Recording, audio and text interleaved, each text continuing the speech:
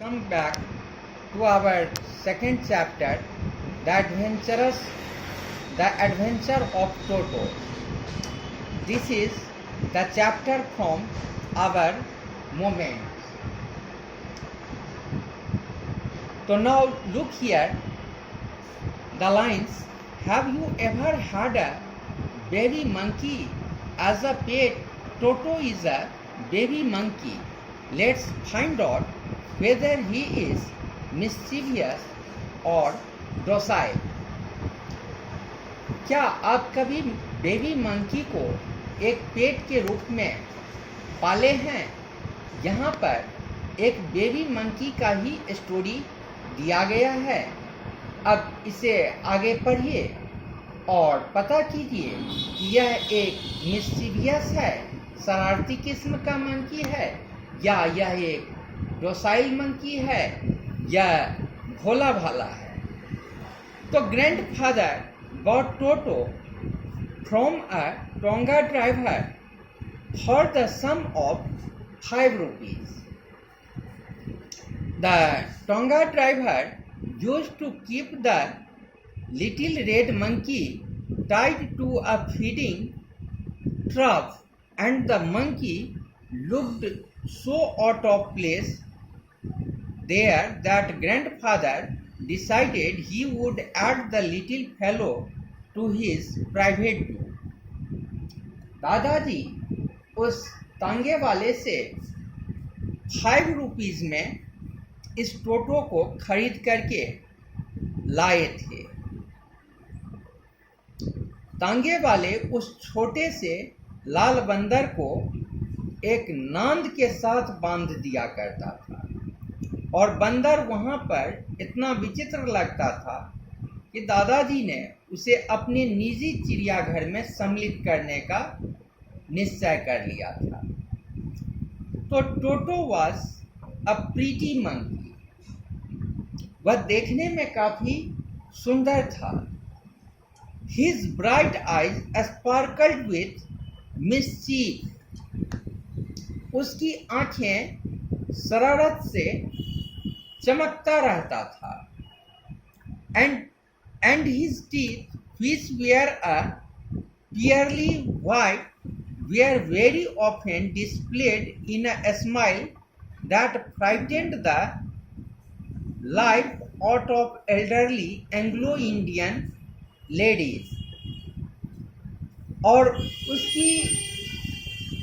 और उसका चमकता हुआ सफेद दांत कभी कभी बड़े एंग्लो इंडियन लेडीज को डरा भी दिया करता था।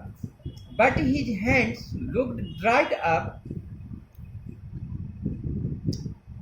As though they had been pickled in the sum of many years. Yet his fingers were quick and wicked, and his tail, while adding to his good looks, grandfather believed a tail would add to anyone's good look. Tail जो होता है वह उसे काफी सुंदरता प्रदान कर रहा था, लेकिन टेल जो होता है किसी भी एनिमल का सबसे प्रिय पार्ट होता है। तो he could use it to hang from branch. उस टेल का यूज वह ब्रांच के सहारे भी करता था।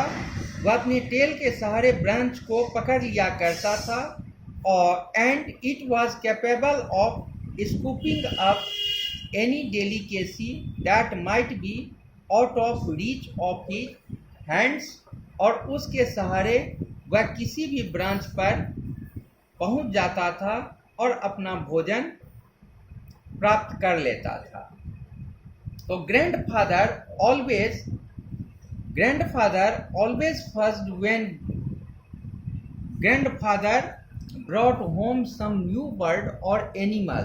So it was decided that Toto's presence should be kept a secret from her until she was Grandmother always fussed when grandfather brought home some new bird or animal. So it was decided that Toto's presence should be kept a secret from her until she was in a particularly good mood. जब कभी grandfather किसी भी new bird को या किसी भी new animal को घर में लाते थे तो ग्रैंडमदर जो थी वो काफ़ी गुस्साती थी और काफ़ी हंगामा किया करती थी और इसलिए टोटो को लाने के बाद उसे गुप्त रखा गया उनसे जब तक कि वे अच्छे मूड में नहीं हो जाती। इस बात को गुप्त रखा गया। तो grandfather and I put him away in the little closest opening into my bedroom wall, where he was tied securely, or so we thought, to a peg fastened into the wall.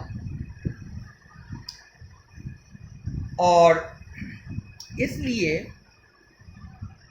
हम और दादाजी दोनों मिलकर के उसे अपने कमरे की दीवार में खुलने वाली कोठरी में एक खूंटी के साथ उसे बांध दिया था।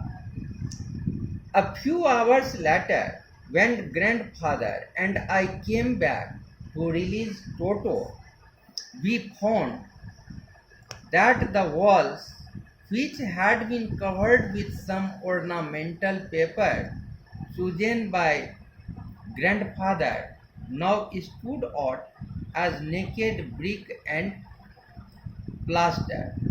The peg in the wall had been wrenched from its socket, and my school blazer, which had been hanging there, was in shreds. I wondered what grandmother would say, but grandfather didn't worry. He seemed pleased with Toto's performance. कुछ देर के बाद जब हम और grandfather दोनों उसे छोड़ने के लिए आए जहां पर बांध करके रखा गया था तो हम लोग देखे कि जिस बांध से उसे बांध करके रखा गया था उसके प्लास्टर सबको वह नोच नोच करके हटा दिया था और वहाँ पर सिर्फ ब्रिक्स नज़र आने लगा था।